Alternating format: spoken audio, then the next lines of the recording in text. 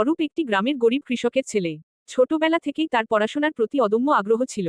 কিন্তু তাদের পরিবারের আর্থিক অবস্থা এতটাই খারাপ ছিল যে স্কুলের বই কেনার টাকাও জোগাড় করা মুশকিল ছিল। দিনের বেলা মাঠে বাবার সাথে কাজ করত অরূপ, আর রাতের বেলা কেরোসিন ল্যাম্পের আলোয় পড়াশোনা করত। স্কুলের একদিন শিক্ষক বললেন, অসম্ভব শব্দটি শুধু অলসদের অভিধানে থাকে। এই কথাটি অরূপের মনে গভীর প্রভাব ফেলে।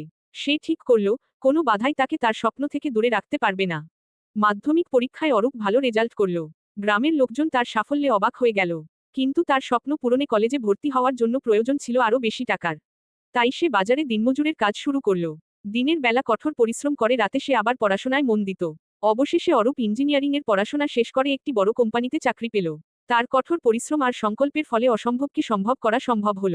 গ্রামে ফিরে অরূপ তার জীবনের গল্প গ্রামের ছেলেমেয়েদের শোনায়। তাদের বলে, সংকল্প আর অধ্যবসায় থাকলে জীবনে কোনো বাধাই আপনাকে থামাতে পারবে না। গ্রামের মানুষ তার সাফল্যে গর্বিত হয়, আর অরূপ হয়ে ওঠে সবার অনুপ্রেরণা।